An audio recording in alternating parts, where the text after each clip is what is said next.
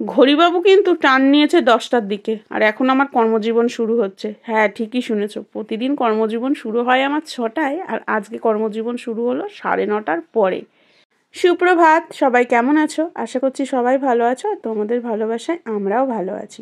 বড়দের প্রণাম আর ছোটদের ভালোবাসা জানিয়ে আমি আমার ছোট্ট ব্লগটা শুরু করছি। লেট করে ওঠার কারণ আমার অফিস ঘর দেখে নিশ্চয়ই বুঝতে পারছো। বিরিয়ানি গরম করছি আর ওদিকে গরম করছি চিকেন চাপ। না, রান্না আছে বলে লেট করে উঠিনি।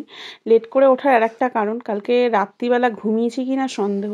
যাই হোক, দেবাগ্নি পড়তে যাবে, ওদিকে গরম বসিয়ে দেবাগ্নির বই খাতা গুছিয়ে দিলাম। ও 9:30 থেকে পড়া, যদিও 9:30 ছাড়িয়ে কিন্তু ঘড়িবাবু ছুট মেরেছে। তো মেয়ে আমার এখনও ওঠেনি, ওর ম্যামও আসেনি। তা মেয়ে আসার আগেই ওকে তুলে দেবো।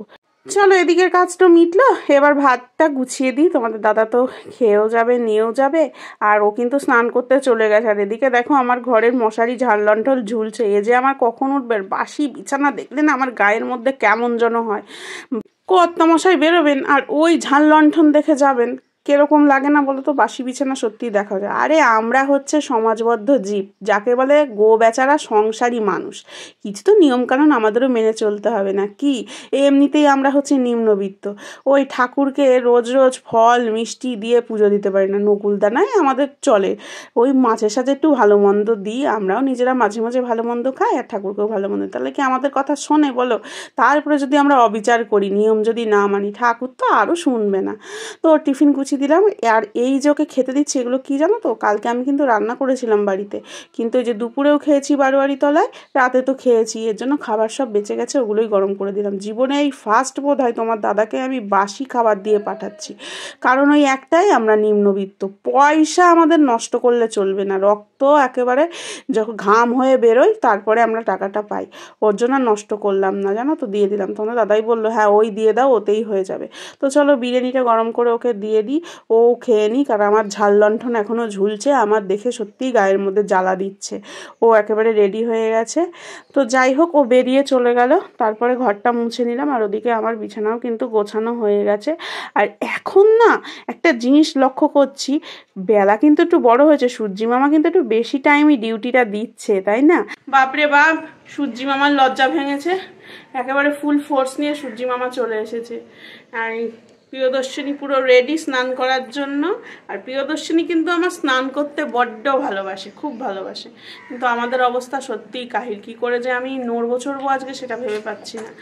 আমার, দেবাগ্নির বাবার, তিনজনেরই ভীষণ পেটে ব্যথা। কেন যে পেটে ব্যথা হচ্ছে বুঝতে পারছি না, ভীষণ পেটে ব্যথা। কালকে হয়তো খাওয়া দাওয়ার কোনো উল্টো পাল্টা হয়েছে, এর জন্যই পেটে ব্যথা। আর এই দেখো দেবাগ্নির পরিস্থিতি, এসে শুয়ে পড়েছে, পড়ে এসে আর উঠতে পারছে না, ওর এত পেটে ব্যথা করছে। ভাবছি একটু হোমিওপ্যাথি ওষুধ নিয়ে আসবো, দেখি কি হয়। তুমি কিছু বকবে? কিছু বকবে? তুমি দোল খাবে? ও বাবাই, ওরে বাবা, ওরে বাবা, ওরে বাবা। এই নতুন জিনিস যখনই কিছু শিখছে সেটা নিয়েই পড়ে থাকছে। দোল খাচ্ছে তো দোল খেয়েই যাচ্ছে, মুখ দিয়ে শব্দ করা শিখেছে যখন মুখ দিয়ে শব্দ করেই যাচ্ছে। ওই দেখো, খুশি কি? তো চলো, একটার হলো আর একটার করিয়ে দিই। ছোটো মা জন্মদিন হয়ে গেল, আবার বড়ো মা জন্মদিন পালা। ও যাবে পিসির স্কুলে। হ্যাঁ, আমার বড় ননদ হচ্ছে অঙ্গনারীর দিদিমণি, তা ওর স্কুলে আজকে পতাকা তোলা হবে। তো ওখানে ও যাবে, তাড়াতাড়ি করছে।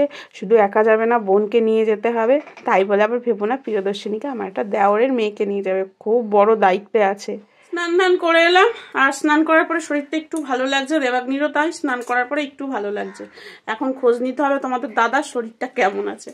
আর এই দেখো, এক চেয়ার ভর্তি জামা কাপড়, কালকে যেগুলো পরেছি, দুপুরে পরেছি, রাতে পরেছি, সব এখানেই রয়েছে, রোদে দিয়ে সব রাখা রয়েছে। ভাত টাজ পরে করব, তার আগে ভাত বসাবো, কারণ এখন একটু খিদে পাচ্ছে। সকাল থেকে আমি কিছুই খাইনি, একটা বিস্কুট পর্যন্ত আজকে খাইনি, কারণ বলা যায় না, শরীর খারাপ হয়ে গেলে খুব ভয় পাই, জানো তো।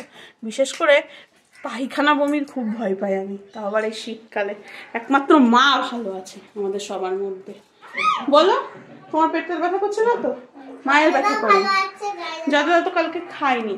আর আমার ব্লগে তোমরা দেখবে, সত্যি কথা বলতে আমরা কোনো দিন বাড়িতে বাসি টাসি খাই না, বাসি টাসি থাকলে আমাদের ছাগল আছে, ছাগলকেই দেওয়া হয়। কিন্তু ওই যে তোমাদের দাদা কালকে প্রচণ্ড খাটাখাটনি করেছে ঠাকুরতলাতে, মানে বারোয়ারি তলায় যে পুজো হয়েছিল সেখানে, তো ও খেয়েছে রাতে, ঠিক আছে, আর অল্প করে খেয়েছে বলে ওর খাবারটাও নিয়ে চলে এসেছিলো, প্রসাদটা।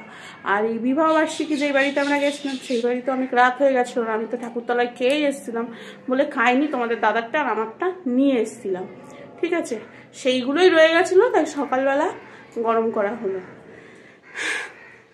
কিন্তু খেতে ভয় লাগছে বাসি। যাই হোক, চলো ভাতটা বসিয়ে নিই, শুধু আলু ভাতে ভাত খাবো, আর কিচ্ছু খাবো না আজকে। একজন করে চিল্লাচ্ছে সারাদিন সারেগামাপা। আলু সিদ্ধ ভাত বসিয়ে দিয়েছি, আর আলু সিদ্ধ ভাত হচ্ছে অনাথের নাথ, মানে মন খারাপ পেট খারাপ সব ক্ষেত্রেই এটা সঙ্গ দেয়। বাড়িতে দেখবে বরের সাথে ঝগড়া হবে, রান্না করতে ইচ্ছা করবে না, কিন্তু পেটে তো দিতে হবে আলু সিদ্ধ ভাত সঙ্গী। আবার এই যে আমাদের পেট খারাপ হয়েছে, শরীর খারাপ হয়েছে, পেটে তো দিতে হবে, আলু সিদ্ধ ভাত করলেই হয়ে যায়।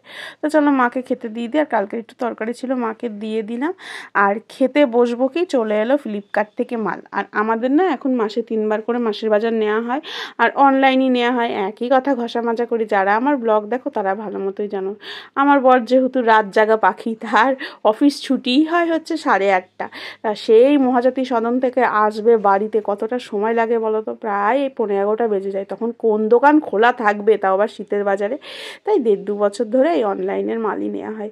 জানো তো আমি নিচু হয়ে যে মালগুলো তুলছে, পেট মোচড় দিয়ে ব্যথা করছে, দেবাগ্নিরও সেরকম পেটে ব্যথা, ও পেট ধরে শুয়ে আছে। তোমাদের দাদা ফোন করেছিল, ওরও পেটে ব্যথা, কি যে হলো বাড়ি শুদ্ধ সবাই অসুস্থ হয়ে গেলাম, হয়তো ফুড পয়জন হয়ে গেছে।